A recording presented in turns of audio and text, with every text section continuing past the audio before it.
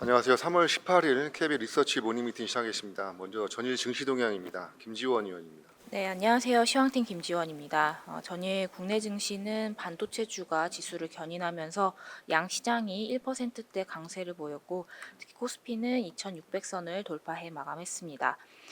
지난 금요일 조정 국면에 진입했던 미증시가 반등하면서 국내 증시도 상승 출발했습니다.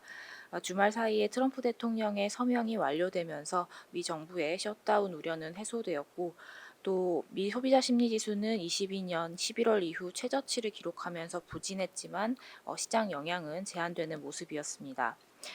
현지 시간 17일부터 열리는 엔비디아의 GTC 2025로 인해서 반도체, AI주들에 대한 기대감이 높아진 가운데 최근 디램 가격의 반등세, 그리고 미 반도체법 전면 폐기 가능성 하락, 중국발 칩 수요 확대 기대 등 여러 요인들이 업종 투자 심리 개선에 영향을 미쳤습니다.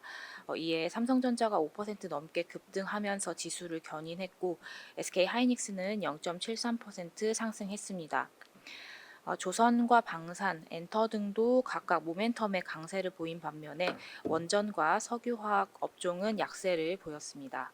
해외 증시 살펴보겠습니다. 미 증시는 소비지표 개선세에 따른 경기 침체 우려 완화와 저가 매수세 유입에 3대 지수가 이틀 연속 동반 상승했습니다. 2월 소매 판매는 전월비 0.2%로 예상치를 하회했지만 핵심 소매 판매가 전월비 1% 상승하면서 경기 우려를 완화시켰습니다. 업종별로는 임의 소비재를 제외한 모든 업종이 상승했고, 월마트가 2%대 상승하면서 소매 업체들이 강세 보였고, 또 AMD가 3% 상승하는 등 기술주 상승하면서 반도체 지수도 1.42% 상승했습니다. 미국 10년물 국채 수익률은 소비 안도감과 독일 재정 부양책 부담감 속에 장단기물의 혼조세가 나타났습니다. 달러는 독일 재정 부양책의 표결 임박에 유로화 강세가 이어지면서 이틀 연속 하락했습니다. 중국 증시는 양호한 지표 결과와 소비 신작 세부 부양책 기대감 속에서 상승세는 연장되었지만 상승 탄력은 둔화되었고, 유럽 증시는 독일 재정 개혁안 표결 임박, 그리고 또 우크라이나 전쟁 종식 협상을 위한 트럼프와 푸틴 대통령의 통화를 앞두고 상승했습니다. 관전 포인트 짚어보겠습니다. 전일 국내 증시는 외국인과 기관의 수급이 유입되면서 강세를 보였습니다. 특히 전기전자가 시장을 견인한 가운데 코스피가 2600선을 회복했는데요. 금일 금통위 의사록이 공개가 되고, 또 2일부터는 주요국 통화정책 회의가 다수 예정되어 있습니다. 이번 주에 여러 요인들로 인해서 불확실성은 여전히 존재하지만 반등 추세는 유효하다는 판단입니다. 감사합니다. 전일 미국 증시는 저가 매수세가 유입에 힘입어서 3대 지수 모두 이틀 연속 동반 상승하는 그런 모습이었습니다.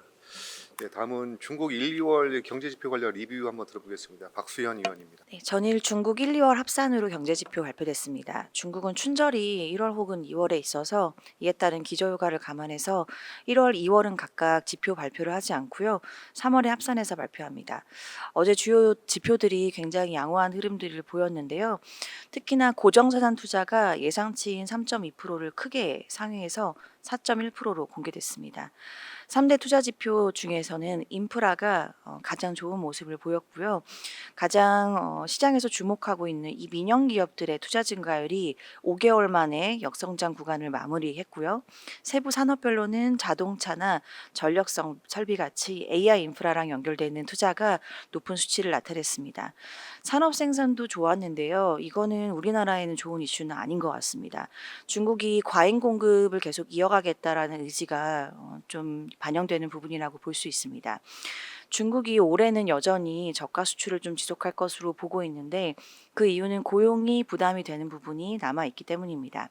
신형 인프라 투자 확대는 청년층 실업률 개선으로는 연결될 수 있지만 큰 비중을 차지하는 생산직 근로자의 낙수 효과는 크지 않습니다.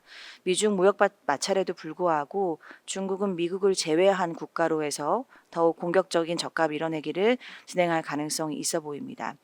1, 2월 소매 판매도 좋았습니다. 4%로 예상치 3.8%를 상회했고, 이고환싱 정책이 사실 자동차에는 크게 긍정적인 영향을 미쳤다고 보기엔 좀 어렵습니다. 자동차는 마이너스 4.4%를 기록했는데 이 부분은 중국이 여전히 저가 소비를 하면서 소매 판매는 P와 Q가 같이 결합된 형태라서 굉장히 낮은 단가의 자동차가 많이 팔리고 있다로 이해할 수가 있을 것 같고요.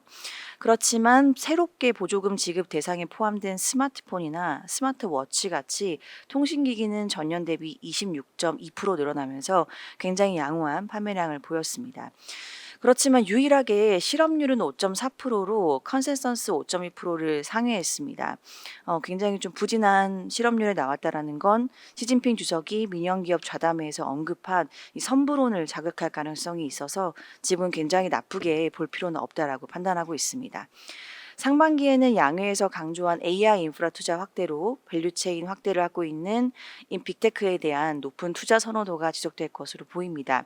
정부 지원에 힘입어서 민영 기업의 투자 확대, 저가 수출 확대로 고용 시장이 안정화되면서 하반기부터는 소비주로 관심이 이동할 가능성이 있습니다. 5월 노동절 연휴를 주목할 필요가 있고요.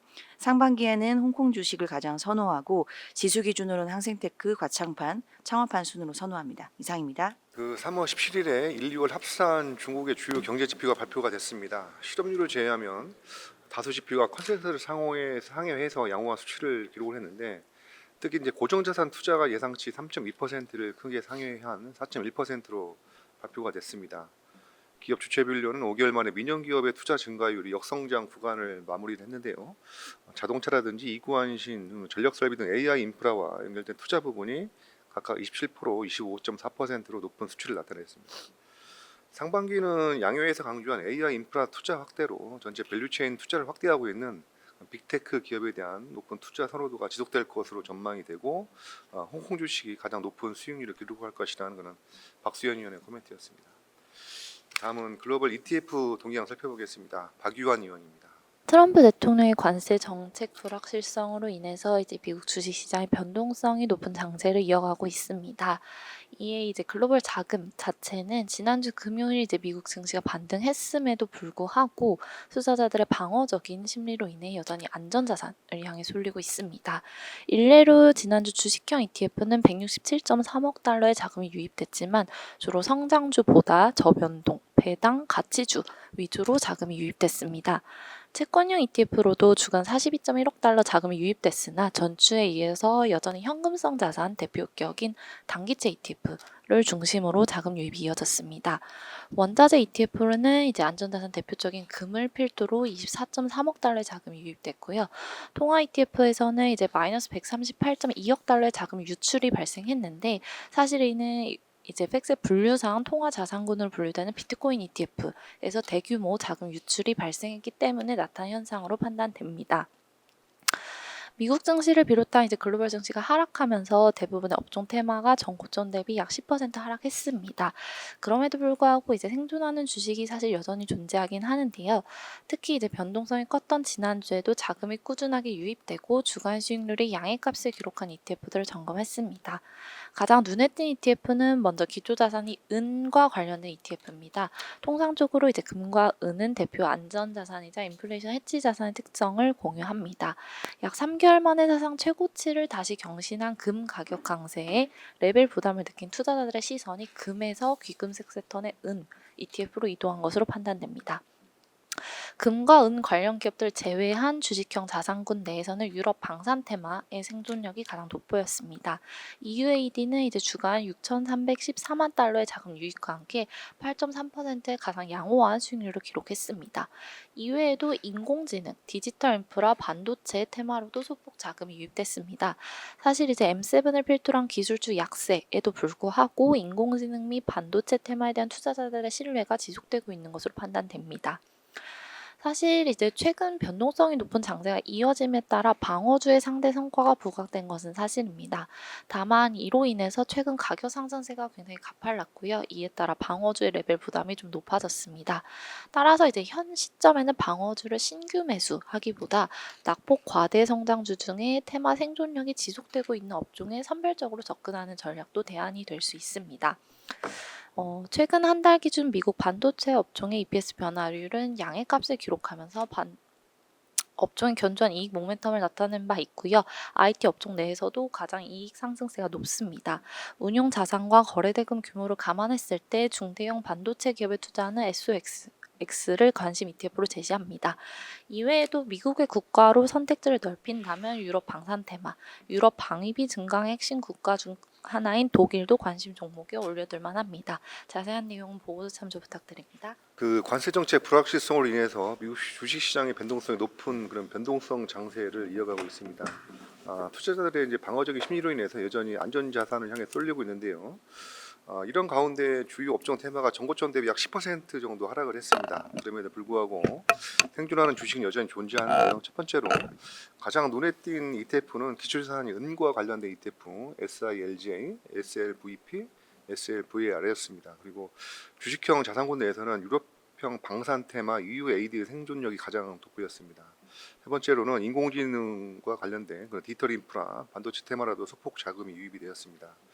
그렇다면 현 시점에서는 그 방어주로 신규 매수하기보다는 낙폭과대 성장주 중 테마 생존력이 지속되고 있는 업종에 선별적으로 접근한 전략이 대안이 될 수 있다고 보여집니다.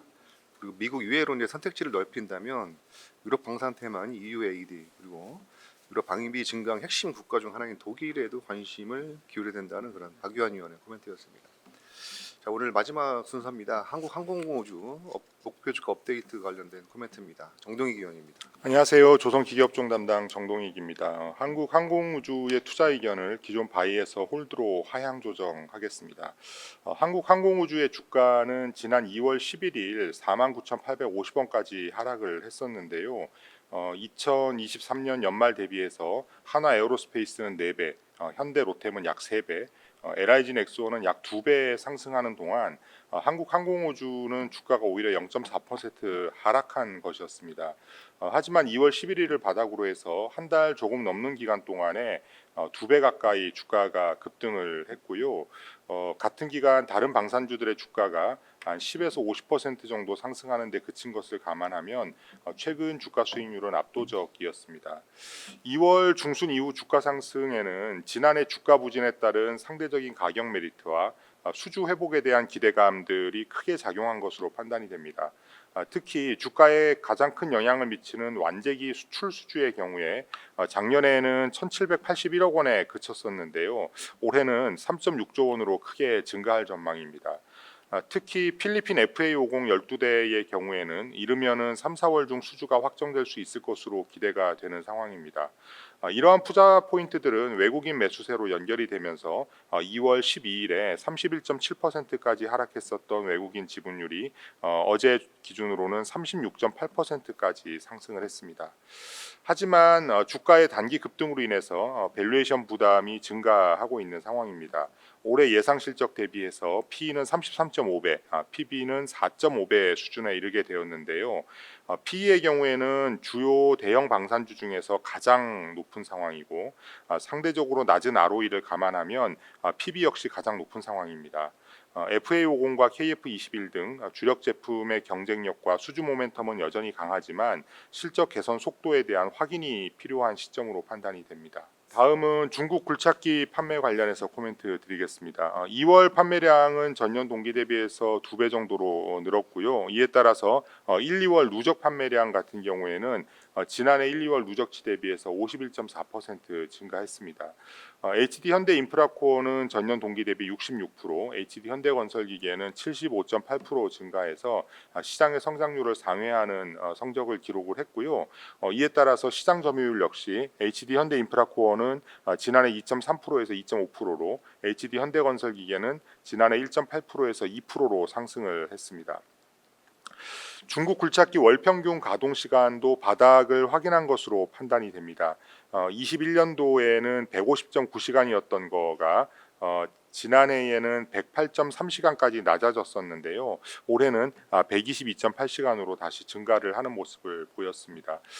판매량과 가동 시간 모두 최악의 상황에서는 벗어나고 있는 것을 보여주고 있는 지표여서 향후 지속적인 관찰이 필요해 보입니다. 이상입니다. 네, 한국항공우주 목표 주가를 72,000원에서 9만 원으로 상향 조정합니다. 그렇지만 목표 주가가 전일 종가보다 낮기 때문에 투자 의견은 기존 바이에서 홀드로 하향 조정하겠습니다. 2월 중순 이후에 주가 상승에는 지난해 주가 부진에 따른 그런 상대적 가격 메리트와 수주 회복에 대한 기대감이 크게 작용한 것으로 판단이 됩니다. 그렇지만 최근 주가 단계 급등으로 인해서 밸류에이션 부담이 증가하고 있는데요. 올해 예상 실적 대비 PER은 33.5배, 그리고 PBR은 4.5배 수준에 이르렀는데요.